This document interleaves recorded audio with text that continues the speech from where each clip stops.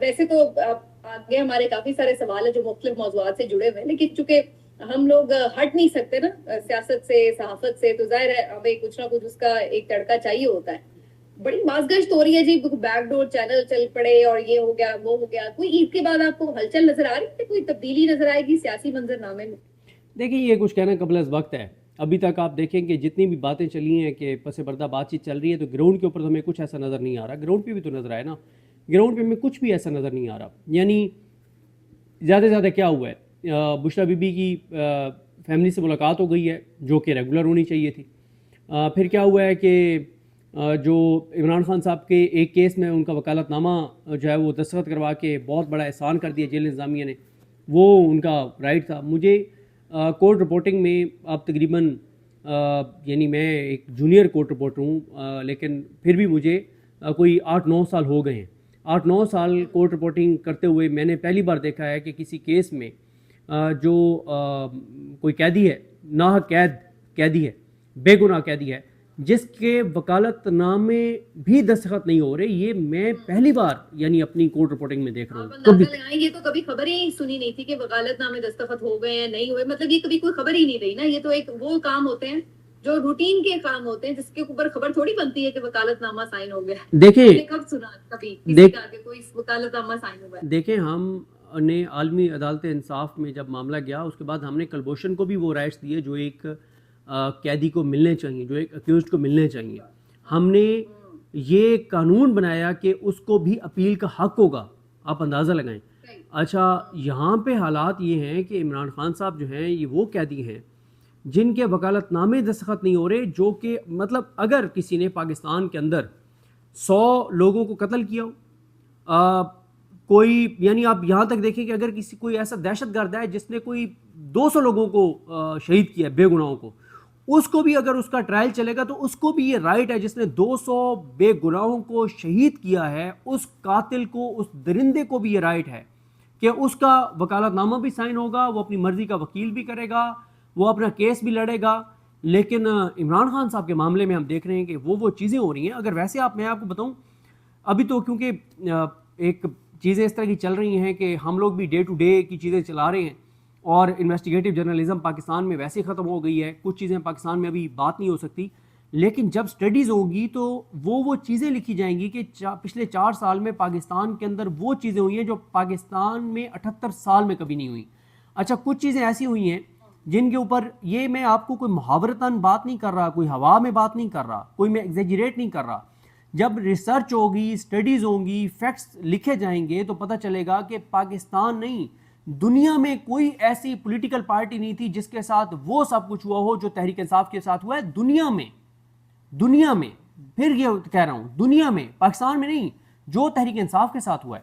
اور جو عمران، میں اکثر یہ بات تو کہتا ہوتا ہوں کہ آپ کبھی نے ایک لسٹ بنائیں، ایک سائڈ پہ پاکستان بننے کے بعد سے لے کے اب تک جتنے پولیٹیکل لیڈرز ہیں نا، ان کے آپ نام لکھتے جائیں، سب کے نام لکھے، یعنی پہلے سے لے کے عمران خان تک کس کے ساتھ کیا ہوا، اور اس کے سامنے آپ لکھتے جائیں کہ کس کے اوپر نا کون کون سے کیسز بنے، سب کا لکھتے جائیں۔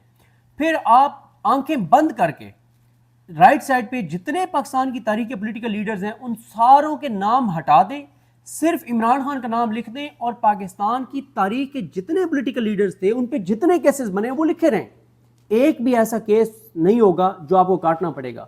یعنی عمران خان اکیلے کے اوپر وہ تمام کیسز بنے ہیں جو پاکستان کی تاریخ میں تمام پولیٹیکل لیڈرز کے اوپر کل ملا کر بنے، تو یہ سب کے سامنے۔ یعنی جب اس طرح کے حالات ہیں تو آپ کو تو کوئی بہت تبدیلی نظر نہیں آ رہی۔ دیکھیں میں میں ایک چیز بتاؤں، دیکھیں لوگ ہم سے پوچھتے ہیں کہ امید کیا ہے، میں لوگوں کو کہتا ہوں، ایک تو ہارون رشید صاحب اکثر ہمیں کہتے ہیں کہ ہمارے تجزیوں میں سب کچھ ہے، ایک اللہ کی ذات نہیں ہے، ایک اللہ پہ توکل نہیں ہے، ایک بات وہ یہ کرتے ہیں۔ دوسرا وہ کہتے ہیں کہ آپ کو اندازہ نہیں ہے کہ انسانی تاریخ میں کب کس قوم کے ساتھ، لوگوں کے ساتھ کتنا ظلم ہوا، تو یہ ایک تاریخ ہے، اس طرح سے چیزیں ہوتی ہیں۔ تیسری بات وہ یہ کرتے ہیں کہ وہ کہتے ہیں کہ پہلی بار ہم یہ دیکھ رہے ہیں کہ پاکستانی ایک قوم بن رہے ہیں، تو کئی صدیاں لگتی ہیں قوم بننے میں، یہاں تو چند برسوں میں ہم نے دیکھا کہ پاکستانی جو ہے وہ ایک قوم بن رہے ہیں اور تیزی سے اس طرف سفر کر رہے ہیں۔ تو میں نے جیسا اب عرض کیا، ایک تو وہی بات ہارون رشید صاحب والی کہ ہمارے تجزیوں میں سب کچھ ہے، ایک اللہ پہ توکل نہیں ہے، ایک بات۔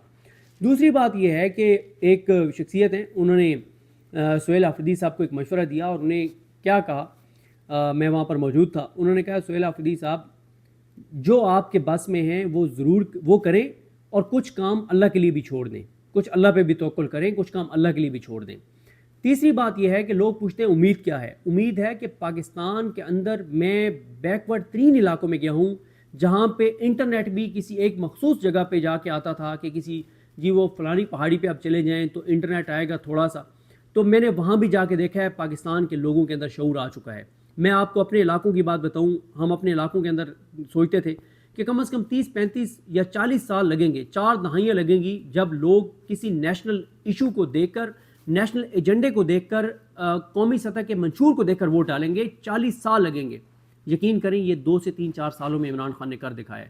اب بیکورڈ ترین علاقوں میں بھی لوگ جو ہے وہ ووٹ نیشنل ایشوز کو دیکھ کے دیں گے۔ آپ کو میں ایک انٹرسٹنگ بات بتاؤں کہ میں کچھ دوستوں کو کہہ رہا تھا کہ اب پاکستان کے اندر عمران خان نے پاکستان کے لوگوں کو وہ شعور دے دیا ہے، اور وہ جو میں کہتا ہوں کہ پاکستان کے لوگوں کی آنکھوں کا آپریشن کر دیا عمران خان نے پاکستان کے لوگوں کو یہ شعور دے دیا ہے کہ اب کے پی کے اندر کسی جماعت کو ووٹ اس بنیاد پہ پڑے گا کہ اس کی بلوچستان کے حوالے سے کیا پالیسی ہے، بلوچستان کے اندر کسی جماعت کو ووٹ اس بنیاد پہ پڑے گا کہ اس کی کے پی کے لوگوں کے لیے اس کی کیا پالیسی ہے، پنجاب میں ووٹ اس بنیاد پہ پڑے گا کہ کسی بھی پارٹی کا سندھ کے حوالے سے اس کا موقف کیا ہے۔ تو یہی تو قوم ہے یہ۔ ہاں اچھا، آخری بات دیکھیں، یہ حکومت اگر جب آئی تھی 150 سے پیٹرول اور ڈیزل تھا، ایک بات سچ ہے، کوئی اختلاف کرنا چاہتا ہے موسٹ ویلکم، مجھ سے اختلاف کرے، لیکن اگر یہ پیٹرول اور ڈیزل کو 100 روپے پہ لے آتے، یا جو انہوں نے کہا تھا 70 روپے پہ لے آتے، تو آج عمران خان کی پاپولیرٹی یہ نہ ہوتی، مشکل ہو جاتا لوگوں کو یہ شعور دینا۔ لیکن انہوں نے لوگوں کے ساتھ جو کر چھوڑا ہے، اور پاکستان کا کوئی پاکستانی جس کے اندر حب الوطنی 33% بھی اس کی رگوں کے اندر دوڑ رہی ہے، وہ اس حکومت کو نہیں مانتا۔ وہ اس کی آج جو بچہ 12 سال کی عمر کا ہے، وہ 70 سال جیے، وہ 80 سال جیے، وہ 90 سال جیے، وہ 100 سال جیے، وہ اپنی زندگی میں آنے والے ہر الیکشن میں شریف خاندان کے آنے والی نسلوں سے بھی ان 4 سالوں کا حساب لے گا، ان کا ریونج لے گا، اس کا بدلہ لے گا۔ اور میں آپ کو بتاؤں، یہ حکومت ملک کو جہاں پر لے آئی ہے، اور جو آگے ہونے جا رہا ہے اس بجٹ کے بعد پاکستان کے لوگوں کے ساتھ، اس حکومت کو تحریک انصاف مت گرائے، بیٹھ جائے گھروں میں، چھٹی پہ چلے جائیں، تحریک انصاف والے سارے چھٹی پہ چلے جائیں، یہ حکومت اپنے بوجھ سے گرے گی۔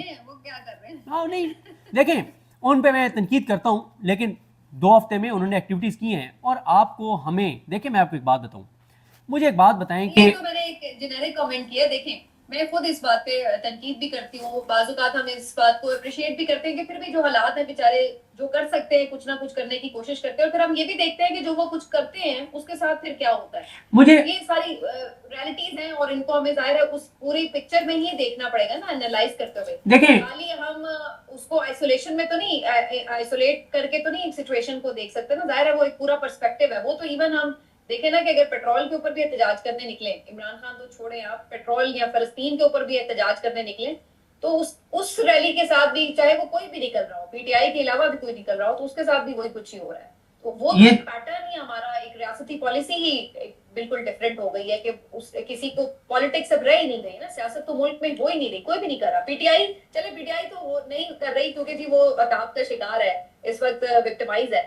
آپ دیکھیں کیا نون لیگ یا پیپلز پارٹی پالیٹکس کر رہی ہیں، حکومتی جماعتیں بھی نہیں سیاست۔ نہیں آپ مطلب نون لیگ اور پیپلز پارٹی کا تو یہاں پہ نام لینا بھی بڑی زیادتی ہوگی اور ناانصافی ہوگی، اور سننے والوں کو آپ عید کے دن کیوں ان کے بلڈ پریشر کو آپ اس جگہ پہ لے کے جانا چاہ رہی ہیں کہ نیچے وہ ایسے کومنٹس کریں کہ نہ آپ پڑھ سکیں نہ میں پڑھ سکوں۔ عید کے دن کم از کم لوگوں کے آپ ضبط کے امتحان نہ لیں۔ عید پہ زیادہ سیاست کی بات کرنی نہیں تھی، لیکن آپ نے بڑی سنجیدہ گفتگو کر دی۔ اچھا چلیں اس کو کنکلوڈ کرتے ہیں اس طرح سے کہ آپ نے مہنگائی کو تو چھوڑ دیں، جب کسی بیرون ملک جو ہے وہ قرآن مجید کی توہین کی گئی تو تحریک انصاف نے اناؤنس کیا کہ وہ قرآن خوانیاں کریں گے توہین قرآن مجید کی مذمت میں، اور ایک اپنا قرآن مجید کے لیے جو احترام ہے، جو ہماری ایفلیشن ہے اس کتاب کے ساتھ، اس کو دنیا کو دکھانے کے لیے تو تحریک انصاف کو قرآن خوانیوں کی اجازت نہیں دی گئی۔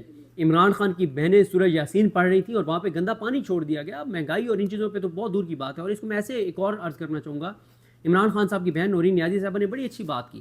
انہوں نے کہا کہ تحریک انصاف سے زیادہ, تحریک انصاف اور کیا کر سکتی تھی؟ لاکھوں لوگوں پر ایف آئی آرز ہوئی, ہزاروں لوگ گرفتار ہوئے, سینکڑوں گھروں کی چادر چاردیواری کا تقدس پامال ہوا. عمران خان جیل کے اندر, ان کی بیوی جیل کے اندر, ان کا بھانجا جیل کے اندر, ان کی پارٹی کے سینکڑوں لوگ جیل کے اندر, سینکڑوں زخمی ہوئے, درجنوں جانوں سے چلے گئے. آج بھی سینکڑوں ہزاروں ہیں جو گھروں میں نہیں سو سکتے.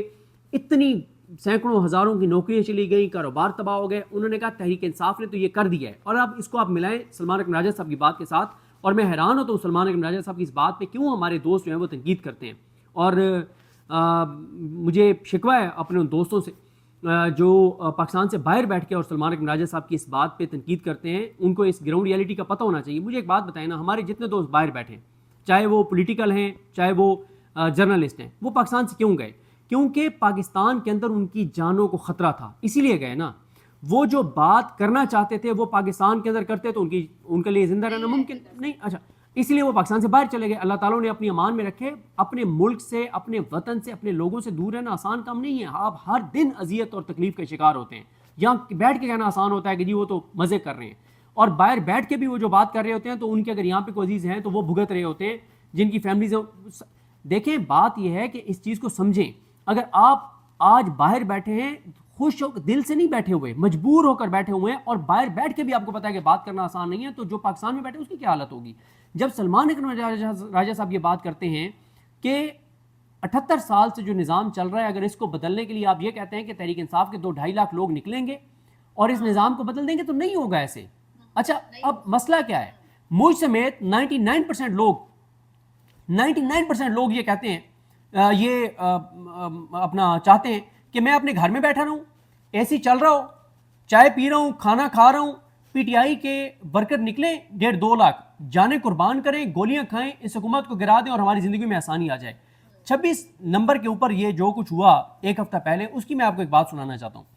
میں اگلے دن سہیل آفریدی صاحب کی اور علیمہ خانم صاحبہ کی ان سب کی پریس کانفرنس تھی کے پی ہاؤس میں, تو ہارون رشید صاحب بھی آئے ہوئے تھے, سمیع ابراہیم صاحب بھی آئے ہوئے تھے, تو میں ان کے ساتھ ٹھہرا ہوا تھا. بہت زیادہ رش تھا.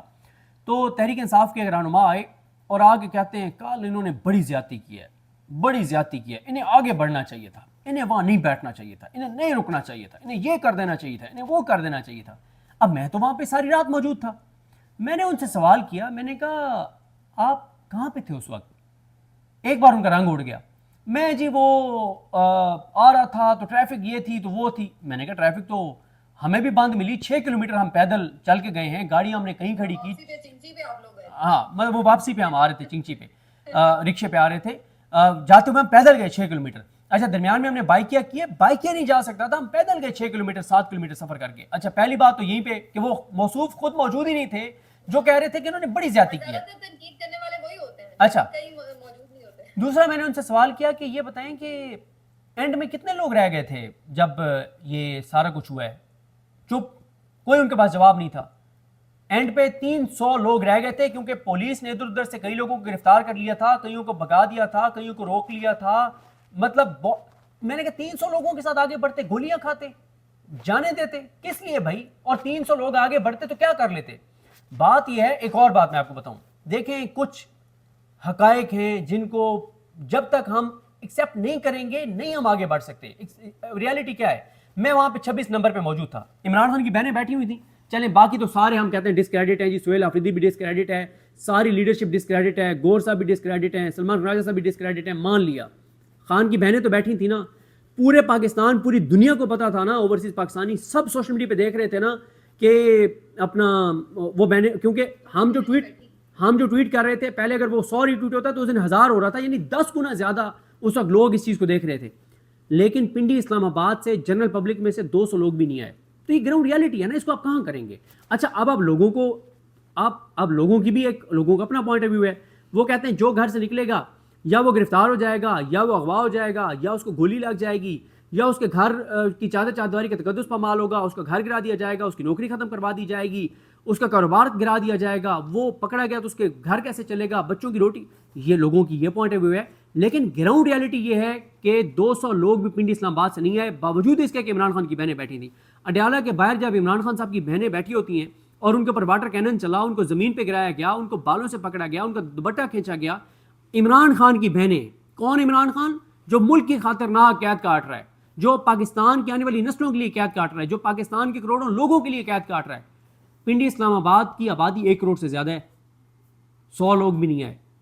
اب وجہ 26 نومبر اور مرید کے کا خوف ہے، ٹھیک ہے، ورنہ لوگ لاکھوں کی تعداد میں آتے تھے عمران خان. اب اس میں ایک اور بات بھی ہے بڑی انٹرسٹنگ، جب ہم یہ ساری ریالٹیز سامنے رکھتے ہیں نا تو بہت سارے لوگ یہ تنقید کرتے ہیں کہ دیکھیں جی علی امین گنڈا پور صاحب کے اوپر تو آپ لوگ یہ تنقید یہ کرتے تھے کہ جی علی امین گنڈا پور صاحب کو آپ سپیس نہیں دیتے تھے، سہیل آفریدی کو جو ہے لوگ سپیس دیتے ہیں، وہ ملاقات کریں تو لوگ کہتے ہیں کہ جی اچھی بات ہے، وہ کوئی فیور لینا چاہ رہا ہے. علی امین کی ملاقات کے اوپر تنقید ہوتی تھی، سہیل آفریدی احتجاج نہ کرے تو اس کے اوپر تنقید نہیں ہوتی، اس وقت گراؤنڈ ریالٹیز بتائی جاتی ہیں. لیکن اگر علی امین احتجاج نہیں کرتا تھا تو اس کے اوپر تنقید ہوتی تھی. تو وہ لوگ ہی سمجھتے ہیں، بہت سارے لوگ اس بات پہ تنقید بھی کرتے ہیں کہ جناب یہاں پر جو ہے وہ ڈنڈی ماری جا رہی ہے، سہیل آفریدی کو جان بوجھ کر کوئی مارجن دیا جا رہا ہے اور علی امین گنڈا پور صاحب کو جان بوجھ کر جو ہے وہ کوئی ولن بنایا گیا.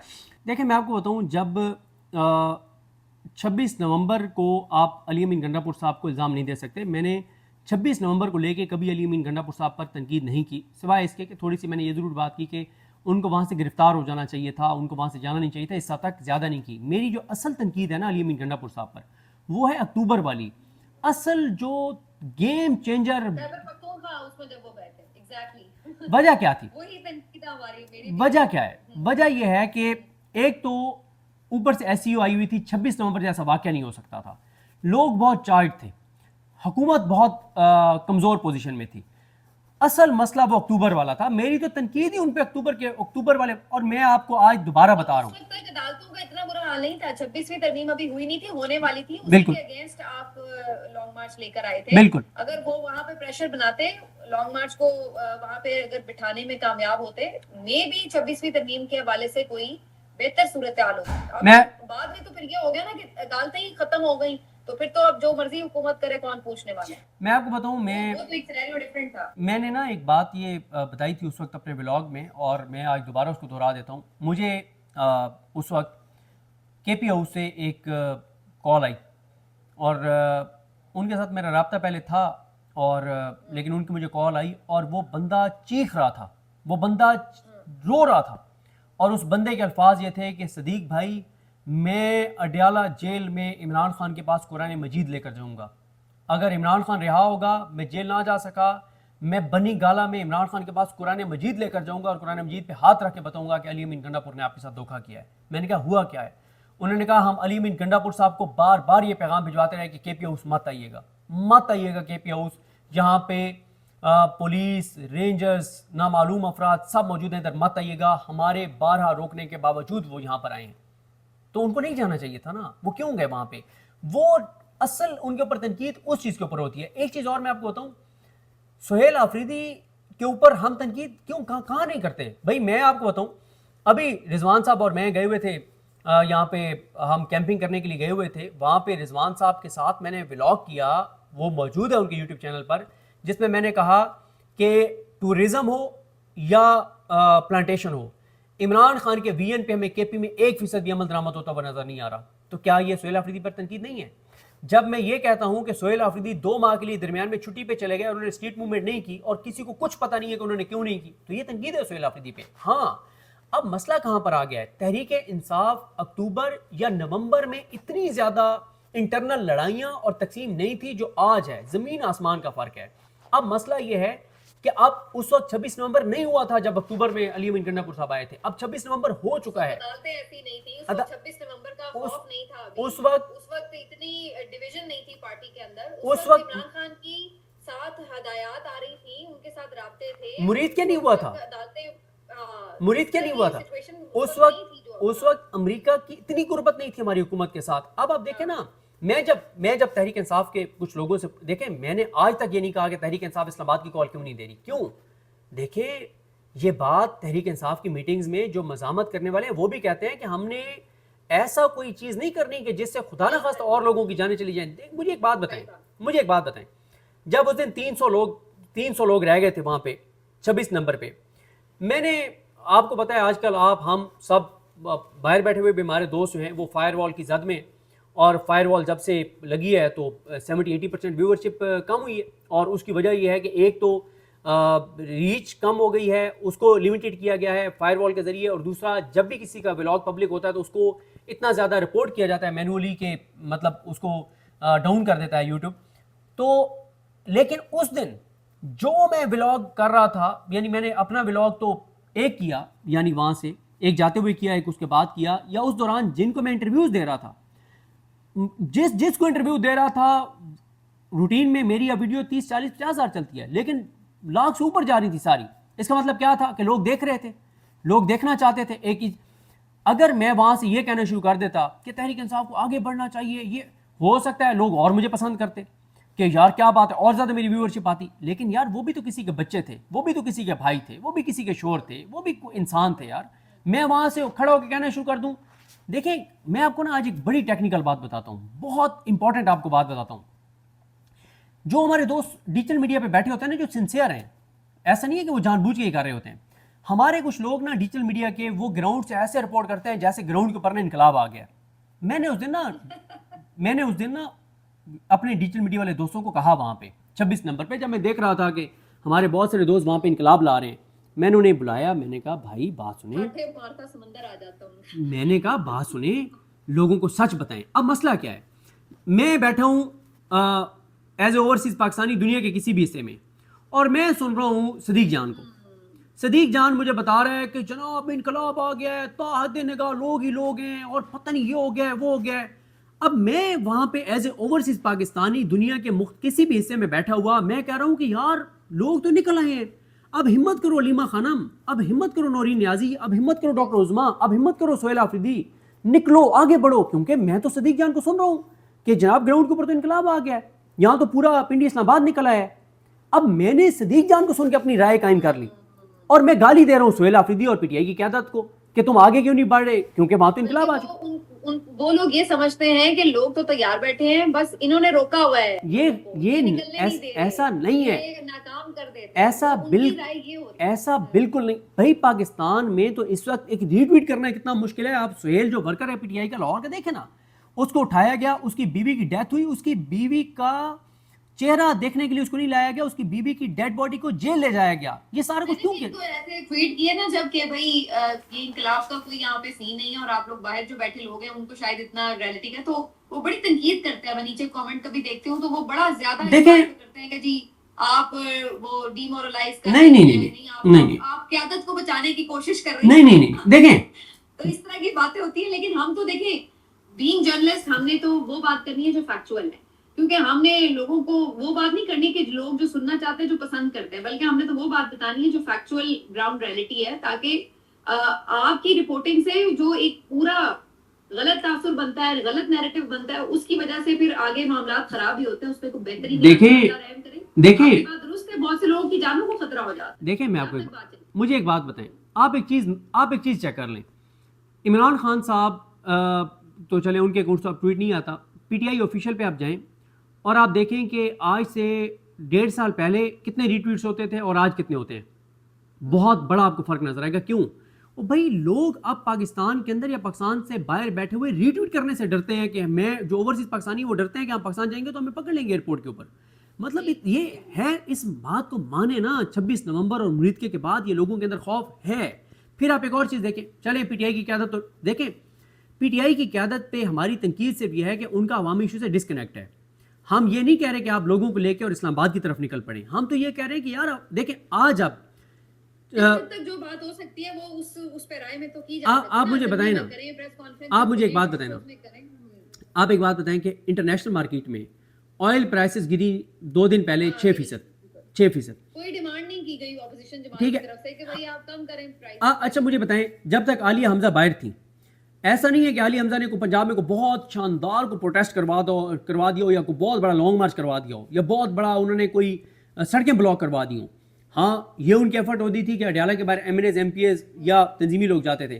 لیکن عالیہ حمزہ کو لوگ اس لیے پسند کرتے تھے کہ وہ ایفرٹ کرتی ہوئی نظر آتی تھیں. ان کے لوگ اس لیے ان کو پسند، لوگ یہ نہیں کہتے کہ آپ مطلب وہ کر دکھائیں جو ناممکن ہے، لوگ کہتے ہیں آپ ایفرٹ تو کرتے ہوئے نظر آئیں. دیکھیں بات یہ کہ ہم دیکھیں چھوڑ علی امین پہ بھی اس وقت اس لیے تنقید ہوتی تھی جب انہوں نے جانا چھوڑ دیا اڈیالہ کے باہر، بھلے ملاقات ہوتی ہے نہیں ہوتی وہ ایک علیحدہ بات ہے، لیکن آپ جانے کی کوشش ہی نہ کریں. اس بات پہ سہیل آفریدی پہ بھی تنقید شروع ہوئی. اچھا ایک چیز اور ہے، اگر آپ کوشش ہی نہیں کریں نظر آئیں گے تو کارکن کو تو یہ لگے گا بھائی آپ کو کوئی فرق نہیں پڑتا. اگر آپ آتے رہیں گے کوشش کرتے رہیں گے کچھ نہ کچھ، اور چلیں عمران خان کی بات تو ایک اپنی ایک الگ اس کے تو پورے کانسیکوینسز ہیں، لیکن جو عوامی ایشوز ہیں جو کہ اپوزیشن کا کام ہے اس کے اوپر تو آپ لوگ کم از کم ریلیونٹ رہیں اور اتنا کچھ نہ کچھ دباؤ بنائیں. اس سے تو کم از کم لگے کہ آپ کو عوام کے ایشوز کے اوپر جو ہے وہ کوئی کنسرن ہے. لیکن اس میں بھی جب ناکامی ہوتی ہے تو ظاہر اس پہ تنقید ہوتی ہے. دیکھیں میں آپ کو اینی ویز تھوڑی سی چیزیں میں اور اچھا کچھ کہنا چاہ رہے کر لیں بات. میں بس اس کو یہ کہہ رہا ہوں کہ چلیں تحریک انصاف کو تو آپ چھوڑ دینا، ہم مان لیتے ہیں کہ یہ سارے کمپرومائزڈ ہیں. ٹی ایل پی کی قیادت جبری گمشدہ انہوں نے کیا کر لیا ہے، تاجروں کے ساتھ جو کچھ ہوا ہے انہوں نے کیا کر لیا ہے، سرکاری ملازمین نے حکومت کا کیا کر لیا ہے، کسانوں نے کیا کر لیا ہے، انڈسٹریلسٹ نے کیا کر لیا ہے، ایپٹما والوں نے کیا کر لیا ہے. وہ بھائی پنجاب میڈیا نے کیا کر لیا ہے، میڈیا نے کیا کر لیا ہے، سرنڈر کر دیا نا. چیمپئن ہاں سب کے سب بڑے مطلب سیٹ اور اتنے بڑے بڑے مگر باز اور سب کیسے آپ دیکھ لیں ایک سیکنڈ میں سب جو ہے وہ لیٹ گئے. ایسے کوئی ہمیں میڈیا کے اوپر جو ہے وہ ایگزسٹنس ہی نظر نہیں آتی اس طرح صحیح بات، کسی نے کوشش بھی نہیں کی. ایسے ہی ہے، سب اس کے شکار بھی ہوئے. لیکن آپ دیکھ لیں آپ نے ویسے آخری چینل میرے خیال بول میں ہی آپ کام کرتے ہیں. جی میں کسی میڈیا چینل نے کوئی رابطہ نہیں کیا؟ نہیں، مجھے 2 چینلز نے اپروچ کیا تھا. ایک نے مجھے کہا کہ ہم آپ کو رکھنا چاہتے ہیں، لیکن پھر ان کو کلیئرنس نہیں ملی میری. یہی کہانی ادھر بھی ہے. خود ہی کوشش کر کے اور پھر خود ہی وہ جو ہے نا وہ ٹھنڈے ہو کے بیٹھ گئے کہ نہیں بھی کلیئرنس نہیں مل رہی. تو آپ کی ابھی تک جو معاملات ہیں اکاؤنٹس وغیرہ ابھی آپ کے بھی فریز چل رہے ہیں؟ جی اکاؤنٹس بند ہیں، نام سٹاپ لسٹ پہ ہے، کسی چینل میں جاب نہیں کر سکتے، یوٹیوب کے اوپر فائر وال ہے، اور بس باقی چیزیں